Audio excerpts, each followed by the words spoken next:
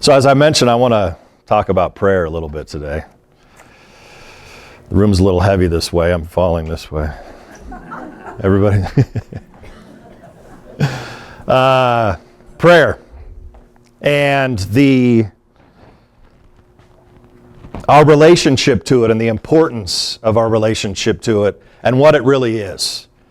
And I think sometimes that we still have an idea that there's some magical thinking that goes along with prayer. Some magical thinking, like I got to ask God, and then there's this presence that reorganizes itself and then answers my prayer. But isn't it interesting that one person could be praying for something, and the other person could be another person somewhere could be praying for the exact opposite thing and hoping that our prayers are answered. And at some point, we have to come to an awareness that, just as Ernest Holmes indicated, our understanding of God fundamentally alters our understanding and our relationship with prayer. Our understanding of the Spirit fundamentally alters our relationship with this thing called prayer. If there's anything that I can leave you with today, fundamentally, it is the idea that prayer does something to the one praying. And that's it. That is all. How is that even possible? Prayer does something to the one praying, and that's it. It's possible because the Spirit did its thing long ago when it first breathed life into being out of what? Who's in the class that we're taking right now? Out of Spirit's own contemplation. Life happened. Life emerged. Trisha, the star pupil. Life emerged out of that. It's mystery. We have to allow for mystery. We have to allow for awe. We have to allow for wonderment when we're talking about spiritual things. Not that we have it all figured out. There's been times when I thought I had it all figured out, and those were the times in life where I was the most unhappy. I thought if I just figured out how this spiritual principle thing worked and just figured out how it all worked, then I'd have it made, right? And that's when I was the most unhappy. Because there wasn't that awe factor. There wasn't that room for, wow, I did pray for this, but something even better emerges because my consciousness is open and willing to be transformed and see the blessing of the Spirit everywhere. I become my own laboratory for this spiritual work, you see. Prayer is not organizing myself so that I can put on a pretty face and make a pleasant offering to some God someplace other than I am. Now, only you know if you still harbor that idea about God. What's important about this whole thing is that we tell the truth about it. That we actually state the facts of our relationship with the Spirit inside of us. Who's taking the Foundations class in here? Foundations? What is the first thing that we look at in Foundations class is the nature of Spirit. The very first thing that we look at is, what is this God thing?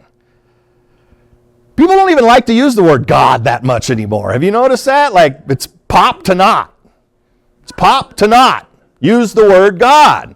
We find all sorts of other words to use for it, and we've actually even diminished the whole idea of it because we've taken so much power into our own beingness. We've taken so much power, our human power. We think we've conquered nature and we've conquered technology and we've got all this power and we can do all these things and we can manipulate so many things that we've lost our fundamental our humble relationship with that awesome power, that presence, that love, that Spirit that resides everywhere. So prayer only ever has something to do with reorganizing myself so that I can see something rightly.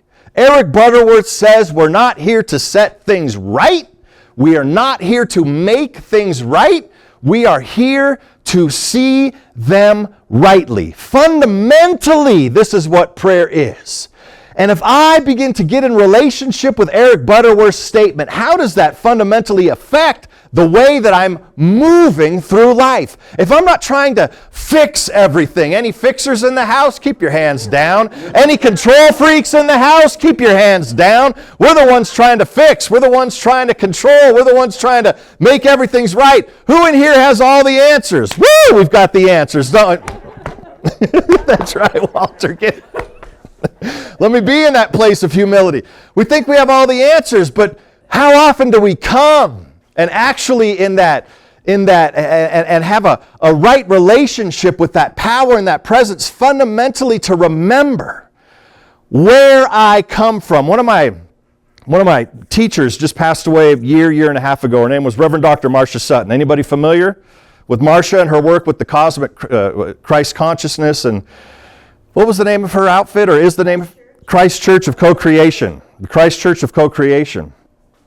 That one of the things that she used to have us do as students when we were studying the Bible is to read the entire Gospel of John on our knees. To get down on your knees and read the Gospel of John. Why? Well, a lot of people would say that if you study the four Gospels, the four known Gospels, the four popular Gospels, that the Gospel of John is the most mystical. It's the most that has something to do with what Jesus actually said and how Jesus actually lived, and the portrayal of that is the most accurate and has some of the deepest mystical connections and relations to that. And why on our knees? Humility. To be in right relationship with that power and that presence. So to read these mystical wisdom, profound teachings, and yes, you have to, we were in a class, so and this is a long time ago, so as you're going through, and some of us have a fear of the Bible. The Bible's done more harm than good. So we have, in studying the Bible, it's important to study it rightly as well, and have somebody with training, somebody with proper perspective to walk you through it, who can understand and interpret these things. But the whole process of the practice was to be in right relationship. Prayer does something to the one praying, and it's important to be in right relationship with the Spirit. And so to be in right relationship means that of my own power, I'm doing nothing. This is one of the hardest things for the people that are control freaks, for the people that that have the answers to everything, which is most of us, by the way. It's certainly, I throw my hand up before anybody. I got the answers. But and that's what comes from not having that sense of awe with life. But prayer, fundamentally, there's an awe in it, in that the relationship that I seek to have is one of a tremendous humility.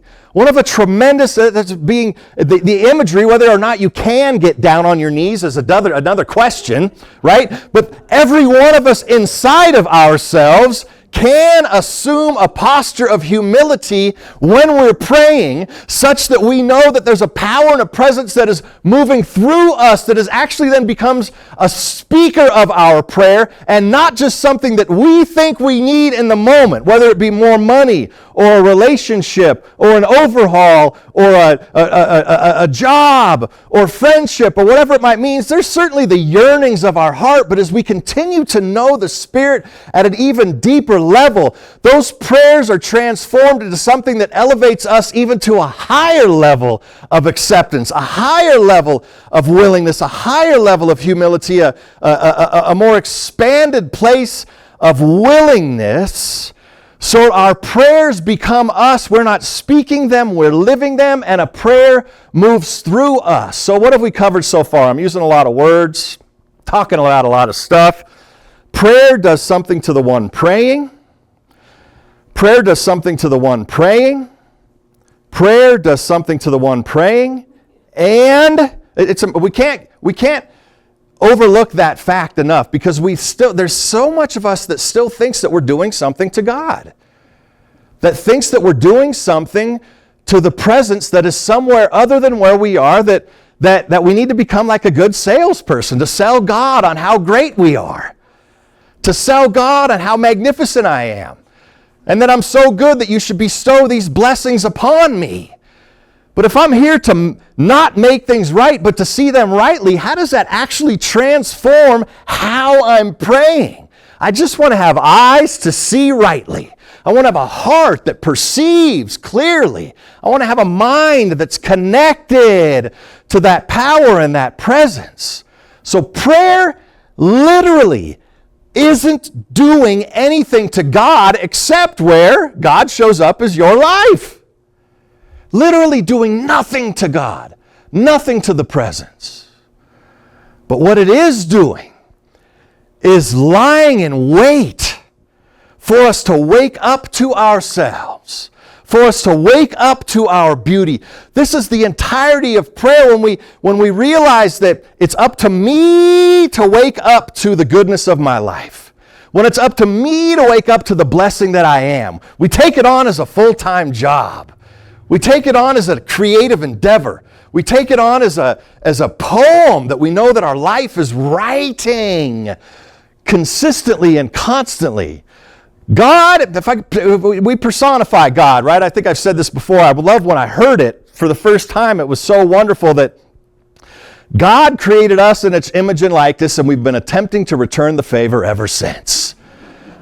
So what we do is create God in our image and likeness. That's what we do over and over again. Well, if I'm this way, then God must be this way. No, we've got the equation all messed up. Let me get this way because God is this way. Because God is infinite and love and beauty and justice and power and magnificence and greatness and music and poetry and beauty. Let me walk in that way. Let me walk in that manner. Let me remember. Let every prayer, if a prayer could be a prayer, let one prayer be, let me remember who I really am.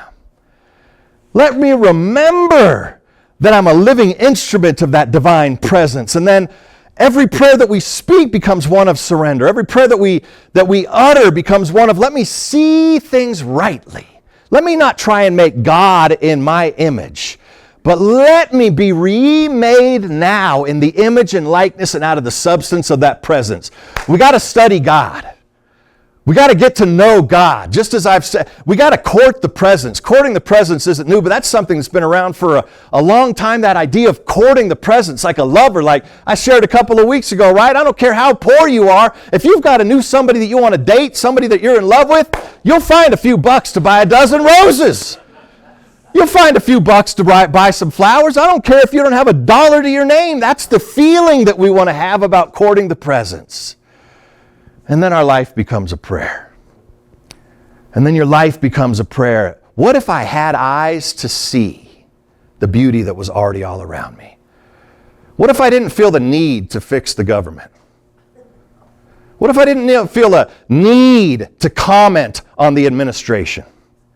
What if I didn't feel a need to make it look the way I thought it was supposed to be? What if there was a fundamental purpose to what's happening in the world right now, and I got to have eyes to see it? I got to have a heart to perceive it, because then I can go in there as a lion, and not as a meek mouse, but as a lion of spiritual consciousness, where I can be wherever I am, no matter what people are talking about. I can stand with my own dignity. I can stand erect in my spiritual power. And I can be there and I can feel it. And I don't care what's happening around me. That I can begin to talk myself and move myself into seeing that harmony is everywhere. That there's a harmony expressing itself. Do you think one person can hijack the consciousness of the Spirit? Whether they're president or ambassador or whatever, do we think that one person could hijack this universal system? Come on, let's go. We got to get right in our mind, in our heart, to be able to see clearly. Who in here is a victim? We're not a victim. You're not a victim of whoever's in power. We can stop right now and stand still and be, and even as I say that, and by saying that, this whole idea of privilege, right? Can I stand here and preach that because I'm privileged? Or is there a truth to it? That if we actually move around in our lives with inside of our spiritual dignity, that we can find stories of individuals that were persecuted over and over. If we look at the history, people that were persecuted, that were crushed, that were held down, that even in the midst of that had their spiritual integrity in order? We can find those inspiring stories wherever we look. That right up to the moment of gruesome deaths even, that there were individuals, Joan of Arc, a young human being, by the way. How old was Joan of Arc when she died? Like 19? 16? No, she wasn't 16. Wow, 16 years old. Alive and well in her spiritual dignity, the way I understand it. Persecuted, young. And here we sit with an opportunity right now to have our life. And what I'm telling you is that the power of prayer brings us into a unified field of understanding where we can see that we live in a spiritual system, where I can perceive that harmony is happening, and where I can become a participant in calling forth right out of the fabric of life the spiritual dignity, the justice, the beauty, and the love that is everywhere all the time. I must be a purveyor of it. I must be an expresser of it. And I must have an understanding that from time to time I will be persecuted because of it. Because there are ignorant people in the world, and there will continue to be ignorant people, and from time to time I'm one of them. And so I have to look in the mirror and I have to say, well, where's the ignorance happening right now? What's happening right now? And to get back into my heart, who wants to live from their heart? You want to live in your heart space. You want to live in a clear mind. Live with an open heart. I've shared with you the most challenging times in life when I thought I had it all figured out. The most beautiful times in life when I was inside of myself, down on my knees in profound humility. About 4 years ago, I was in, was in treatment for alcohol for 69 days in Southern California, in Upland, California. And for those 69 days, I was on my knee. I had, when you end up in a treatment facility for alcohol, you don't have any other answers. You know what I'm saying? It's like that was the answer. And I thought of myself as a guy that had a pretty cool career. All of a sudden, I've done a lot of stuff, been around the world, taken people on journeys to Cambodia and been to the Philippines, and I'm a minister, and I know all the bigwigs and this and that and the other thing, and here's this thing that I was living with, alcohol addiction, right? Alcoholism, right? So I could look to my dad. He was an alcoholic. My dad died of alcoholism, 52 years old. This is the wildest thing. I'm 50. I turned 52 in a year and a half. I'm going to be almost as old as my dad was when he died. That's weird. But he drank himself right to death. It's interesting for some of us, that's a prayer too. That's the only answer we've got. I'm so grateful that somehow the grace of God and a loving community said it's time to wake up. And for that 69 days, the only reason I bring it up is I was in a prayer for those 69 days. So profoundly lost, and yet so earnestly committed to getting free. I was in a different kind of prayer for those 69 days. A prayer of surrender, a prayer of profound fear, but a prayer of spending time with people that didn't look anything. We would have never been, me and these people would have never spent any time together unless we were in treatment together. I guarantee you that right now.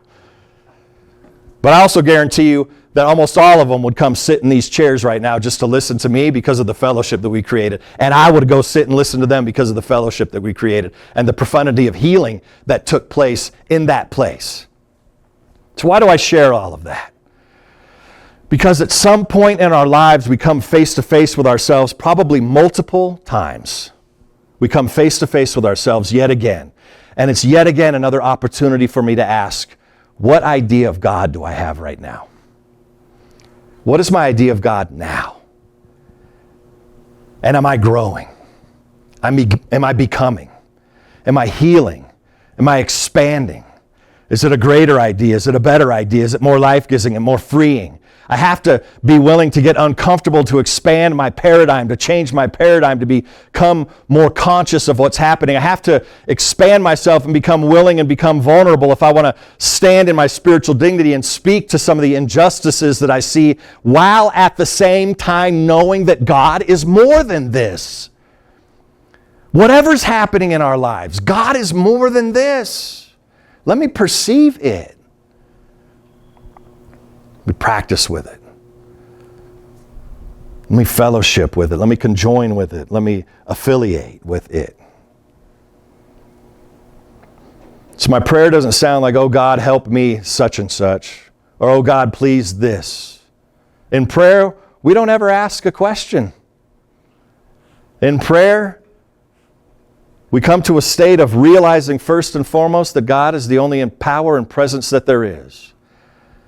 We unify ourselves with it by making a statement like, God is all there is, I am one with God. And from this place of absolute unity, I now declare that my life is a living expression of that power and presence and love, and I am grateful for it.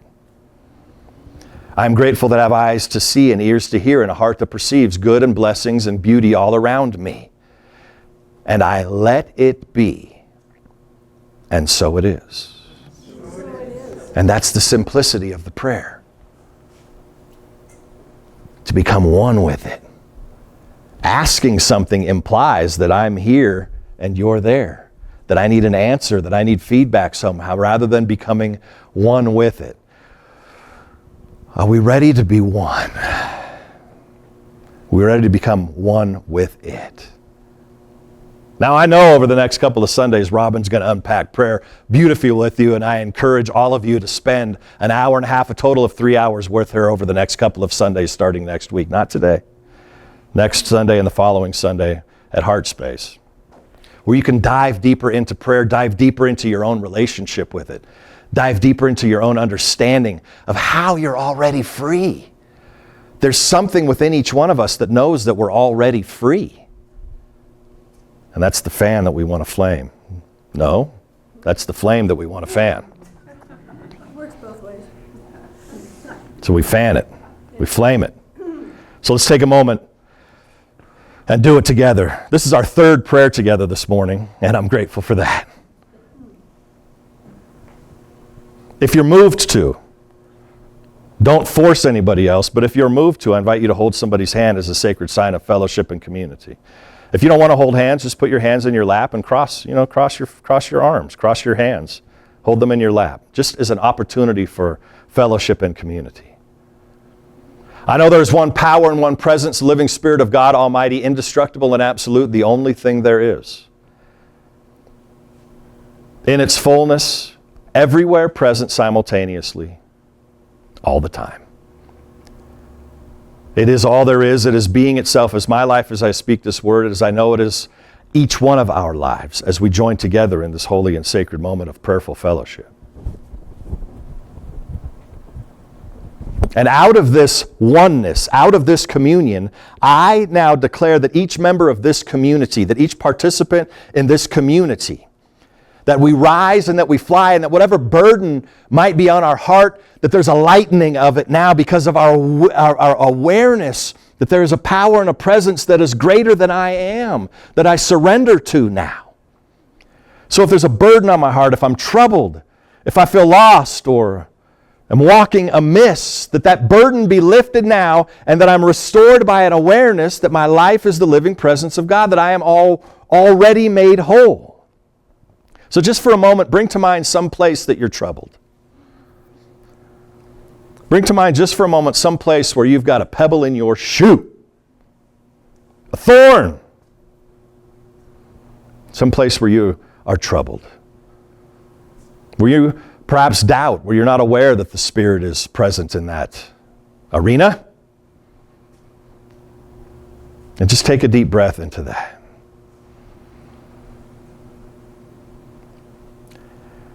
And just for now, invite a loving God, a loving awareness of a loving God into that place. And gently and powerfully, with conviction, say to yourself, I am made whole. I am made whole.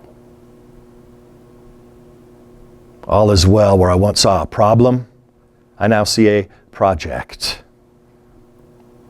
Where I once saw an issue, I now see an opportunity, for my mind is being made new in this moment.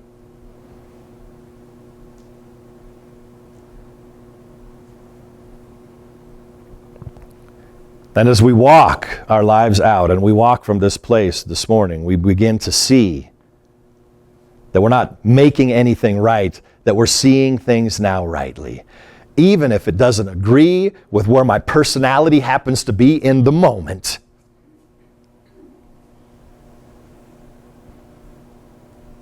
I'm seeing things in a new way because I've prayed, and prayer does something to the one praying. I'm in a greater harmony. I'm in a greater love. I'm in a greater freedom, greater dignity.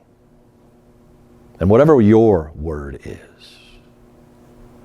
And for this awareness, I am grateful. I'm grateful to know that the presence and the power and the love of the Spirit is all that there is, and it is active and well as each one of our lives.